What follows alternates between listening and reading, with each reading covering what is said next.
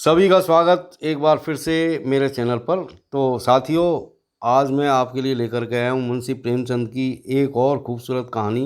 कहानी का नाम है दंड। तो आइए साथियों, सुनते हैं इस कहानी को।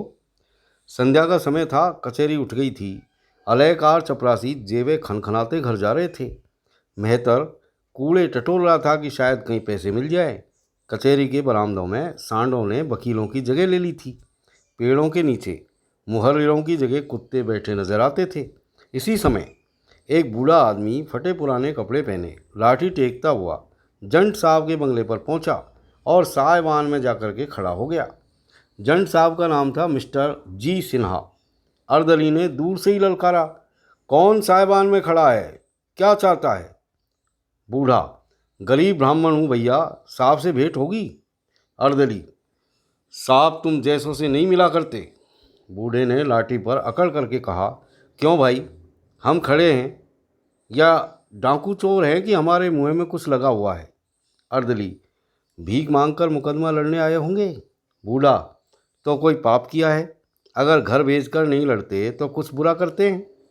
यहाँ तो मुकदमा लड़ते लड़ते उम्र बीत गई, लेकिन घर का पैसा नहीं खर्चा। मियाँ की जूती मियाँ का सिर करते हैं। 10 भले मानसों से मांगकर एक को दे दिया, चलो छुट्टी हुई। गांव भर नाप से कांपता है। किसी ने जरा भी टिरपिर की और मैंने अदालत में दावा दायर किया। अर्दली, किसी बड़े आदमी से पाला नहीं पड़ा अभी। बूढ़ा, अजी कितने ही बड़ों को घर भिजवा दिया, तुम हो किस फेर में? हाई कोर्ट तक जाता हूँ सीधा, कोई मेरे मुँह क्या आएगा बेचारा। गांव से तो कौड़ी जाती नहीं, फिर डरे क्या? जिसकी चीज़ पर दांत लगाए अपना करके छोड़ा, सीधे ने दिया तो अदालत में घसीट लाए और रगेद रगेद कर मारा, अपना क्या बिगड़ता है? तो साहब से इतला करते हो कि मैं ही पुकारूं? अर्दली ने देखा यह आदमी यूँ टलने वाला नहीं, तो जाकर साहब से उसकी इतला की। साहब ने हुलिया पूछा और खुश होकर के कहा, फौरन बुला लो। अर्दली, हजूर बिल्कुल फटे हाल है साहब। अरे गुदड़ी में लाल होते हैं, जाकर भेज दो। मिस्टर सिन्हा अधेड़ आदमी थे, बहुत ही शांत, बहुत ही विचारशील, बातें बहुत कम करते थे। कठोरता और असभ्यता जो शासन के अंग समझी जाती है, उनको छू भी नहीं गई थी। न्याय और दया के देवता मालूम होते थे। डील डॉल देवों का सा था और रंग आवनूस का सा। आराम कुर्सी पर लेटे हुए पेचवान पी रहे थे। बूढ़े ने जाकर के सलाम किया, सिन्हा तुम हो जगत पांडे, आओ बैठो। तुम्हारा मुकदमा तो बहुत ही कमज़ोर है, भले आदमी जाल भी न करते बना। जगत, ऐसा न कहें हजूर, गरीब आदमी हूँ, मर जाऊँगा। सिन्हा, किसी वकील मुख्तार से सलाह भी न ले ली? जगत, अब तो सरकार की शरण में आया हूँ। सिन्हा, सरकार क्या मिसिल बदल देंगे या नया कानून गढ़ेंगे? तुम गच्चा खा गए। मैं कभी कानून के बाहर नहीं जाता, जानते हो न। अपील से कभी मेरी तजवीज़ रद्द नहीं होती। जगत, बड़ा धर्म होगा सरकार। सिन्हा के पैरों पर गिन्नियों की एक पोटली रख करके, बड़ा दुखी हूँ सरकार। सिन्हा मुस्कुरा कर, यहाँ भी अपनी चालबाजी से नहीं चूकते, निकालो अभी, और ओस से प्यास नहीं बुझती, भला दहाई तो पूरा करो। जगत, बहुत तंग हूँ दीन बंधु। सिन्हा, डालो डालो कमर में हाथ, भला कुछ मेरे नाम की लाश तो रखो। जगत, लुट जाऊंगा सरकार। सिन्हा, अरे लुटे तुम्हारे दुश्मन जो इलाका बेचकर लड़ते हैं, तुम्हारे जजमानों का भगवान भला करे, तुम्हें किस बात की कमी है? मिस्टर सिन्हा इस मामले में जरा भी रियायत नहीं करते थे। जगत ने देखा कि यहाँ काइयापन से काम चलेगा, तो चुपके से 4 गिन्नियाँ और निकाली, लेकिन उन्हें मिस्टर सिन्हा के पैरों पर रखते समय उसकी आंखों से खून निकल आया। यह उसकी बरसों की कमाई थी।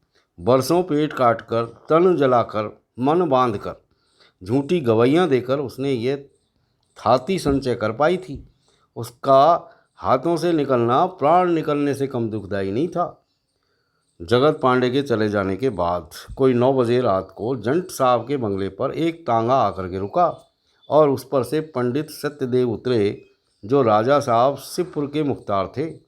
मिस्टर सिन्हा ने मुस्कुरा करके कहा, आप शायद अपने इलाके में गरीबों को नहीं रहने देंगे, इतना जुल्म? सत्यदेव, गरीब परवर, ये कहिए कि गरीबों के मारे अब इलाके में हमारा रहना मुश्किल हो रहा है। आप जानते हैं सीधी उंगली से घी नहीं निकलता। जमींदार को कुछ न कुछ सख्ती करनी ही पड़ती है। मगर अब ये हाल है कि हमने जरा चूं भी की तो उन्हीं गरीबों की त्योरियां बदल जाती है। सब मुफ्त में ज़मीन जोतना चाहते हैं। लगान मांगिए तो फौजदारी का दावा करने को तैयार। अब इसी जगत पांडे को देखिए, गंगा कसम है हजूर, सरासर झूठा दावा। हुजूर से कोई बात छिपी तो रह नहीं सकती। अगर जगत पांडे मुकदमा जीत गया तो हमें बोरियां बांधना छोड़कर भागना पड़ेगा। अब हुजूर ही बचाएं तो बच सकते हैं। राजा साहब ने हुजूर को सलाम कहा और अर्ज की, हक इस मामले में जगत पांडे की ऐसी खबर लें कि वे भी याद करे। मिस्टर सिन्हा ने भवें सिकोड़ करके कहा, अरे भाई, कानून मेरे घर में तो नहीं बनता।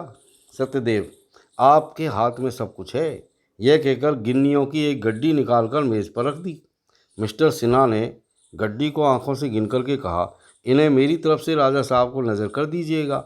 आखिर आप कोई वकील तो करेंगे, उसे क्या दीजिएगा। सत्यदेव, अरे ये तो हजूर के हाथ में है। जितनी ही पेशियाँ होंगी उतना ही खर्च भी बढ़ेगा। सिन्हा, मैं चाहूँ तो महीनों लटका सकता हूँ। सत्यदेव, हाँ, इससे कौन इनकार कर सकता है। सिन्हा, 5 पेशियाँ भी हुई तो आपके कम से कम 1000 उड़ जाएंगे। आप यहाँ उसका आधा पूरा कर दीजिए तो एक ही पेशी में 12 न्याला हो जाएगा, आधी रकम बच जाए। सत्यदेव ने 10 गिन्नियाँ और निकाल कर मेज़ पर रख दी और घमंड के साथ बोले, हुक्म हो तो राजा साहब से कह दूँ। आप इत्मीनान रखें, साहब की कृपा दृष्टि हो गई है। मिस्टर सिन्हा ने तीव्र स्वर में कहा, जी नहीं, यह कहने की ज़रूरत नहीं है। मैं किसी शर्त पर यह रकम नहीं ले रहा। मैं करूँगा वही जो कानून की मंशा होगी। कानून के खिलाफ जौ भर भी नहीं जा सकता, यही मेरा उसूल है। आप लोग मेरी खातिर करते हैं, ये आपकी शरारत है। उसे अपना दुश्मन समझूंगा जो मेरा ईमान खरीदना चाहे। मैं जो कुछ लेता हूँ सच्चाई का इनाम समझ करके लेता हूँ। जगत पांडे को पूरा विश्वास था कि मेरी जीत होगी, लेकिन तजवीज़ सुनी तो होश उड़ गए। दावा खारिज हो गया, उस पर खर्च की चपत अलग।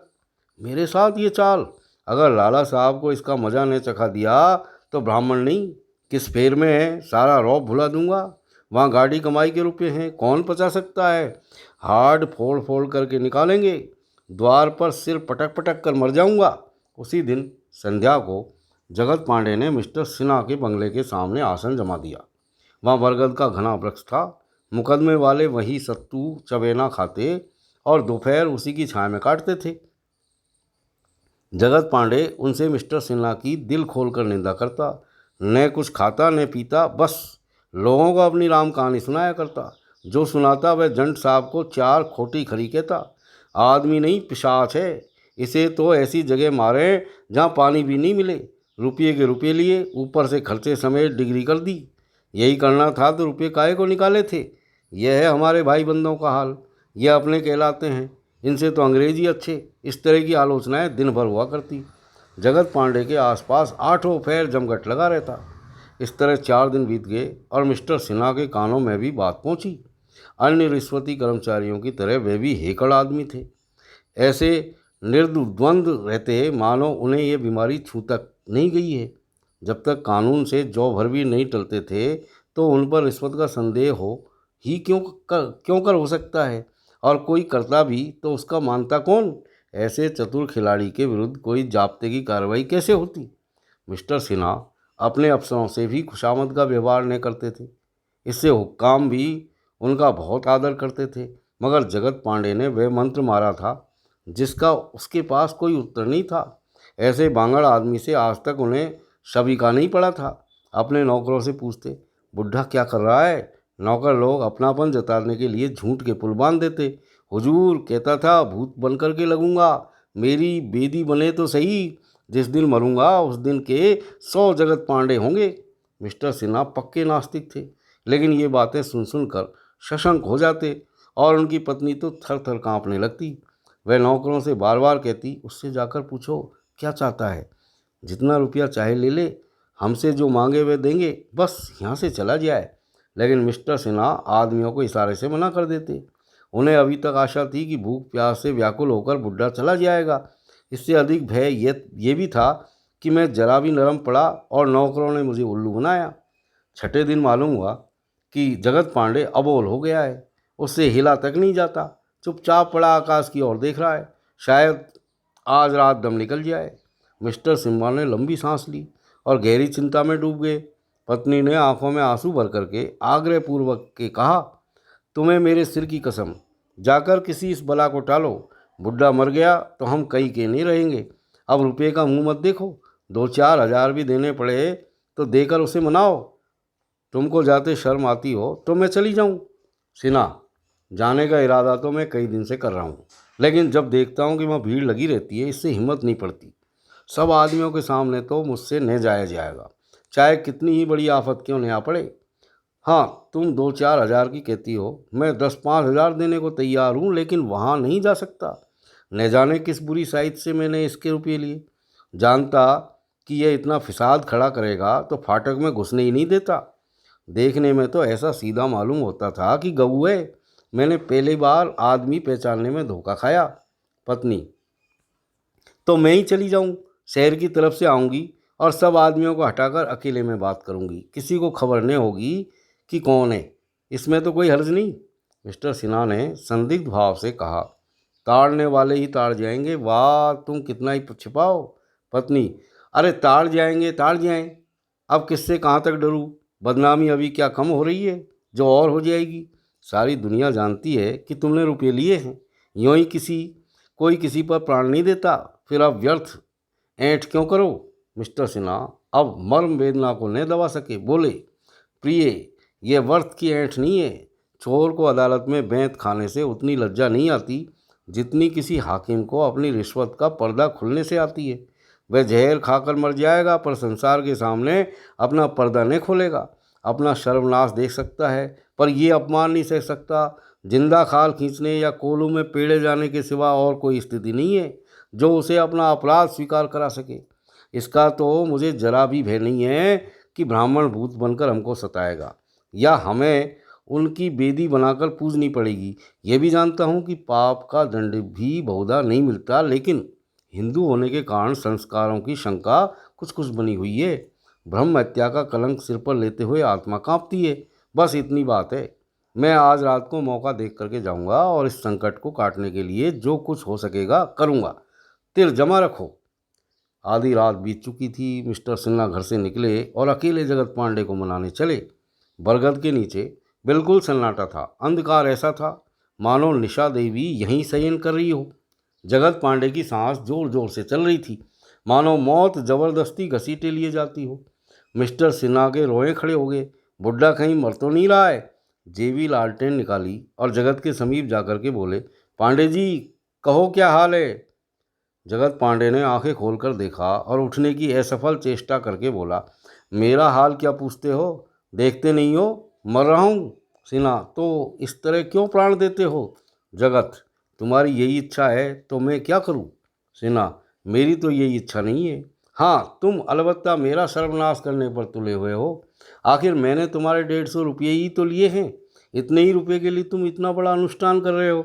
जगत, अरे 150 रुपये की बात नहीं है। जो तुमने मुझे मिट्टी में मिला दिया, मेरी डिग्री हो गई होती तो मुझे 10 बीघे ज़मीन मिल जाती और सारे इलाके में नाम हो जाता। तुमने मेरे 150 नहीं लिए, मेरे 5,000 बिगाड़ दिए, पूरे 5,000। लेकिन ये घमंड नहीं रहेगा, याद रखना, कहे देता हूँ, सत्यानाश हो जाएगा। इस अदालत में तुम्हारा राज्य है, लेकिन भगवान के दरबार में विप्रों का ही राज्य है। विप्र का धन लेकर कोई सुखी नहीं रह सकता। मिस्टर सिन्हा ने बहुत खेद और लज्जा प्रकट की, बहुत अनुनय से काम लिया और अंत में पूछा, सच बताओ पांडे, कितने रुपये पा जाओ तो यह अनुष्ठान छोड़ दोगे। जगत पांडे अब की जोर लगाकर उठ बैठे और बड़ी उत्सुकता से बोले, 5,000 से एक कौड़ी कम नहीं लूँगा। सिन्हा, 5,000 तो बहुत होते हैं, इतना जुल्म नहीं करो। जगत, नहीं, इससे कम नहीं लूँगा। यह कहकर जगत पांडे फिर लेट गया। उसने ये सब निश्चयात्मक भाव से कहे थे कि मिस्टर सिन्हा को और कुछ कहने का साहस नहीं हुआ। रुपये लाने घर चले, लेकिन घर पहुंचते पहुंचते नीयत बदल गई। 150 के बदले 5,000 देते हुए कलंक हुआ। मन ने कहा, मरता है, जाने दो। कहाँ की ब्रह्महत्या और कैसा पाप, ये सब पाखंड है। बदनामी नहीं होगी। सरकारी मुलाजिम तो यूं ही बदनाम होते हैं, यह कोई नई बात थोड़ी ही है। बचा कैसे उठ बैठे थे, समझा होगा उल्लू फंसा। अगर 6 दिन के उपवास करने से 5,000 मिले तो मैं महीने में कम से कम 5 मरतबा ये अनुष्ठान करूं। 5,000 नहीं, कोई मुझे 1,000 ही दे दे। यहाँ तो महीने भर नाक रगड़ता हूँ तब जाके 600 रुपये के दर्शन होते हैं। नौस खसौट से भी शायद ही किसी महीने में इससे ज़्यादा मिलता हो। बैठा मेरी राह देख रहा होगा। लेना रुपये, मुँह मीठा हो जाएगा। वे चारपाई पर लेटना ही चाहते थे कि उनकी पत्नी जी आकर के खड़ी हुई। उनके सिर के बाल खुले हुए थे, आंखें सेमी हुई, रह रह कर काँप उठती थी, मुँह से शब्द नहीं निकलता था। बड़ी मुश्किल से बोली, आधी रात तो हुई, तुम जगत पांडे के पास चले जाओ। मैं अभी ऐसा बुरा सपना देखा है कि अभी तक कलेजा धड़क रहा है। जान संकट में पड़ी हुई है, जाके किसी तरह उसे टालो। मिस्टर सिन्हा, वहीं से तो चला आ रहा हूँ, मुझे तुमसे ज़्यादा फिक्र है। अभी आकर खड़ा ही हुआ था कि तुम आ गई। पत्नी, अच्छा तो तुम गए थे, क्या बात हुई, राजी हुआ? सिन्हा, 5,000 रुपये मांगता है। पत्नी, 5,000? कौड़ी कम नहीं कर सकता, और मेरे पास इस वक्त 1,000 से ज़्यादा नहीं होंगे। पत्नी ने एक क्षण सोच करके कहा, जितना मांगता है उतना ही दे दो, किसी तरह गला तो छूटे। तुम्हारे पास रुपये न हो तो मैं दे दूंगी। अभी से सपने दिखाई देने लगे हैं, मरा तो प्राण कैसे बचेंगे? बोलता चालता है न मिस्टर सिन्हा। अगर आबनूस थे तो उनकी पत्नी चंदन, सिन्हा उनके गुलाम थे, उनके इशारों पर चलते थे। पत्नी जी भी पति शासन में कुशल थी। सौंदर्य और अज्ञान में अपवाद है। सुंदरी कभी भोली नहीं होती, वह पुरुष के मर्म स्थल पर आसन जमाना जानती है। सिन्हा, तो जाओ लेके आओ, देता हूँ, लेकिन आदमी बड़ा घमंडी है, कहीं रुपये लेकर सबको दिखाता फिरे तो। पत्नी, इसको यहाँ से इसी वक्त भागना होगा। सिन्हा, तो निकालो, दे ही दूँ, जिंदगी में यह बात भी याद रहेगी। पत्नी ने अविश्वास भाव से कहा, चलो मैं भी चलती हूँ, इस वक्त कौन देखता है। पत्नी से अधिक पुरुष के चरित्र का ज्ञान और किसी को नहीं होता। मिस्टर सिन्हा की मनोवृत्तियों को उनकी पत्नी जी खूब जानती थी। कौन जाने रास्ते में रुपये कहीं छिपा दे और आकर के कह दे कि दे आए, या कहने लगे रुपये लेकर भी नहीं टलता, तो मैं क्या करूं? जाकर संदूक से नोटों के पुलिंदे निकाले और उन्हें चादर में छिपाकर मिस्टर सिन्हा के साथ चली। सिन्हा के मुँह पर झाड़ू सी फिरी, लालटेन लिए पछताते चले जाते थे। 5,000 रुपये निकले जाते हैं, फिर इतने रुपये कम मिलेंगे, कौन जानता है। इससे तो कहीं अच्छा था दुष्ट मरी जाता, बला से बदनामी होती, कोई मेरी जेब से रुपये तो नहीं छीन लेता, ईश्वर करे मर गया हो। अभी तक दोनों आदमी फाटक ही तक आए थे कि देखा जगत पांडे लाठी टेकता चला आता है। उसका स्वरूप इतना डरावना था मानो शमशान से कोई मुर्दा भागा आता हो। पत्नी जी बोली, महाराज हम तो आ ही रहे थे, तुमने क्यों कष्ट किया? रुपये लेकर सीधे घर चले जाओगे न? जगत, हाँ हाँ, सीधा घर जाऊंगा। कहाँ है रुपये, देखूं? पत्नी जी ने नोटा का पुलंदा बाहर निकाला और लालटेन दिखा करके बोला, गिन लो, 5,000 रुपये हैं। पांडे ने पुलंदा लिया और बैठकर उलट पुलट कर देखने लगा। उसकी आंखें एक नए प्रकाश से चमकने लगी। हाथों में नोटों को तोलता हुआ बोला, पूरे 5,000 हैं। पत्नी, पूरे हैं, गिन लो। जगत, 5,000 में 2 टोकरी भर जाएगी, हाथों से बताकर, इतने सारे 5,000। सिन्हा, क्या अब भी तुम्हें विश्वास नहीं आता? जगत, हैं, पूरे हैं, पूरे 5,000। तो अब जाऊं, भाग जाऊं? यह कहकर वह पुलिंदा लिए कई कदम लड़खड़ाता हुआ चला जैसे कोई शराबी, और तब धम से ज़मीन पर गिर पड़ा। मिस्टर सिन्हा लपक कर उठाने दौड़े तो देखा उसकी आंखें पथरा गई है और मुख पीला पड़ गया है। बोले, पांडे, क्या कहीं चोट आ गई? पांडे ने एक बार मुँह खोला जैसे मरी हुई चिड़िया सिर लटका चोंच खोल देती है। जीवन का अंतिम धागा भी टूट गया। होठ खुले हुए थे और नोटों का पुलिंदा छाती पर रखा हुआ था। इतने में पत्नी जी भी आ पहुंची और शव को देख करके चौंक पड़ी। पत्नी, इसे क्या हो गया? सिन्हा, मर गया, और क्या हो गया? पत्नी सिर पीटकर, मर गया? हाय भगवान, अब कहाँ जाऊँ? यह कह वह बंगले की ओर बड़ी तेज़ी से चली। मिस्टर सिन्हा ने भी नोटों का पुलिंदा शव की छाती पर से उठा लिया और चले। पत्नी, ये रुपया अब क्या करोगे? सिन्हा, किसी धर्म काम में दे दूंगा। पत्नी, घर में मत रखना, खबरदार। हाय भगवान। दूसरे दिन सारे शहर में खबर मशहूर हो गई। जगत पांडे ने जंट साहब पर जान दे दी। उसका शव उठा तो हजारों आदमी साथ थे। मिस्टर सिन्हा को खुल्लम खुल्ला गालियां दे रहे थे। संध्या समय मिस्टर सिन्हा कचहरी से आकर मन मार कर बैठे थे कि नौकरों ने आकर के कहा, सरकार हमको छुट्टी दे दी जाए, हमारा हिसाब कर दीजिए। हमारी बिरादरी के लोग धमकाते हैं कि तुम जंट साहब की नौकरी करोगे तो हुक्का पानी बंद हो जाएगा। सिन्हा ने झल्ला करके कहा, कौन धमकाता है? कहार, किसका नाम बताएं सरकार? सभी तो कह रहे हैं। रसोइया, हुजूर मुझे भी लोग धमकाते हैं कि मंदिर में नहीं घुसने पाओगे। शाइस, हुजूर बिरादरी से बिगाड़ करके हम लोग कहाँ जाएंगे? हमारा आज से इस्तीफा है, हिसाब जब चाहे कर देना। मिस्टर सिन्हा ने बहुत धमकाया, फिर दिलासा देने लगे, लेकिन नौकरों ने एक नहीं सुनी। आधे घंटे के अंदर सब ने अपना अपना रास्ता लिया। मिस्टर सिन्हा दांत पीस करके रह गए, लेकिन हाकिमों का काम कब रुकता है। उन्होंने उसी वक्त कोतवाल को खबर कर दी और कई आदमी बेगार में पकड़ करके ले आए। काम चल निकला। उस दिन से मिस्टर सिन्हा और हिंदू समाज में खींचतान शुरू हो गई। धोबी ने कपड़े धोना बंद कर दिया, ग्वाले ने दूध लाने में आनाकानी की, नाई ने हजामत बनानी छोड़ दी। इन विपत्तियों पर पत्नी जी का रोना धोना और भी गजब का था। इन्हें रोज़ भयंकर स्वप्न दिखाई देते। रात को एक कमरे से दूसरे में जाते प्राण निकलते थे। किसी को जरा सिर भी दुखता तो नई में जान समा जाती। सबसे बड़ी मुसीबत यह थी कि अपने संबंधियों ने भी आना जाना छोड़ दिया। एक दिन साले आए, मगर बिना पानी पिए चले गए। इसी तरह एक बहनोई का आगमन हुआ, उन्होंने पान तक नहीं खाया। मिस्टर सिन्हा बड़े धैर्य से ये सारा तिरस्कार सहते जाते थे। अब तक उनकी आर्थिक हानि नहीं हुई थी। गरज के बावले झक मार कर आते ही थे और नजराना मिलता ही था। फिर विशेष चिंता का कोई कारण नहीं था। लेकिन बिरादरी से बैर करना पानी में रहकर मगर से बैर करने जैसा है। कोई न कोई ऐसा अवसर ही आ जाता है जब हमको बिरादरी के सामने सिर झुकाना पड़ता है। मिस्टर सिन्हा को भी साल के अंदर ही ऐसा अवसर आ गया। यह उनकी पुत्री का विवाह था। यही वह समस्या है जो बड़े बड़े हेकड़ों का घमंड चूर कर देती है। आप किसी के आने जाने की परवाह नहीं करें, हुक्का पानी भोज भात मेल जोल किसी बात की परवाह नहीं करें, मगर लड़की का विवाह तो न टलने वाली बला है, उससे बचकर आप कहाँ जाएंगे। मिस्टर सिन्हा को इस बात का दगदगा तो पहले ही था कि त्रिवेणी के विवाह में बाधाएं पड़ेंगी, लेकिन उन्हें विश्वास था कि द्रव्य की अपार शक्ति इस मुश्किल को हल कर देगी। कुछ दिनों तक उन्होंने जानबूझकर टाला कि शायद इस आंधी का जोर कुछ कम हो जाए। लेकिन जब त्रिवेणी को 16वां साल समाप्त हो गया तो टाल मटोल की गुंजाइश नहीं रही। संदेशे भेजने लगे, लेकिन जहाँ संदेशिया जाता वही जवाब मिलता, हमें मंजूर नहीं। जिन घरों में साल भर पहले उनका संदेशा पाकर लोग अपने भाग को सराहते, वहाँ से अब सूखा जवाब मिलता था, हमें मंजूर नहीं।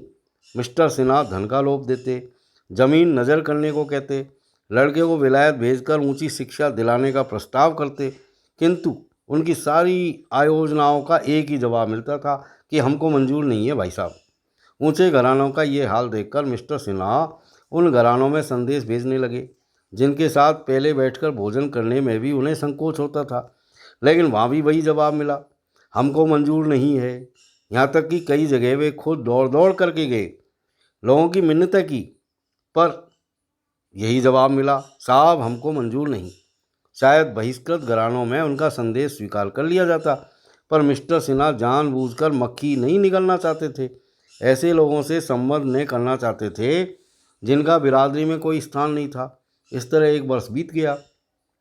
मिसेस सिन्हा चारपाई पर पड़ी करा रही थी, त्रिवेणी भोजन बना रही थी और मिस्टर सिन्हा पत्नी के पास चिंता में डूबे बैठे थे।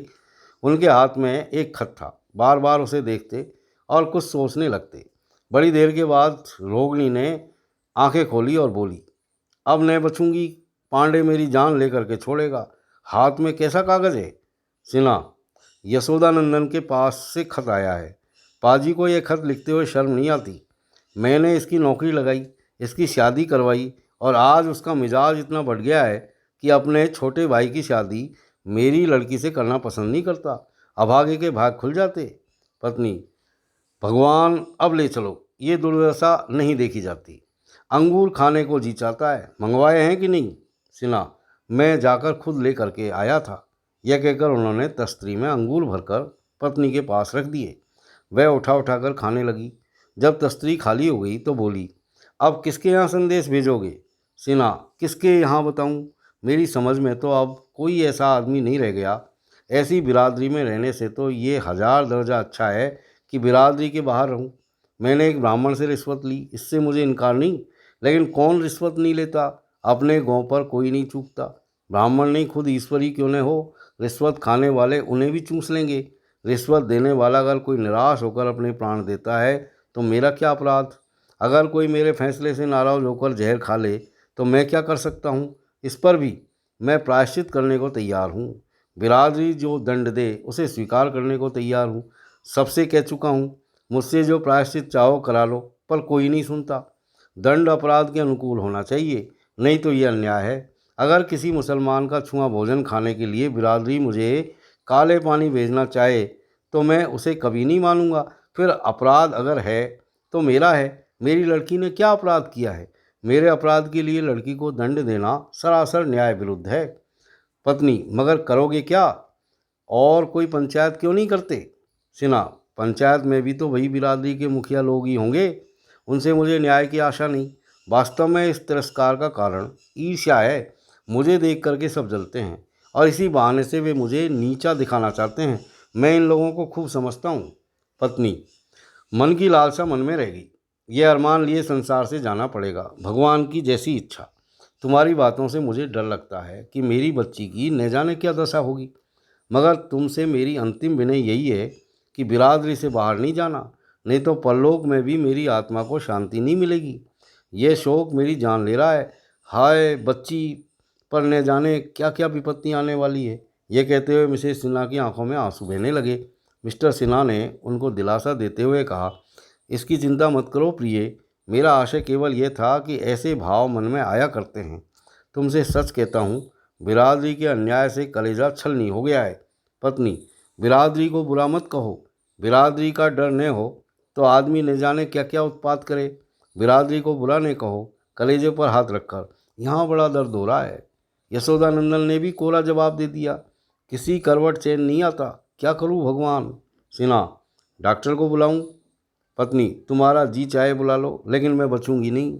जरा तिब्बों को बुला लो, प्यार कर लूँ, जी डूबा जाता है। मेरी बच्ची, हाय मेरी बच्ची। तो साथियों, यहाँ ये खूबसूरत कहानी पूरी होती है। अगले वीडियो में फिर मिलते हैं, तब तक के लिए विदा। Thank you very much.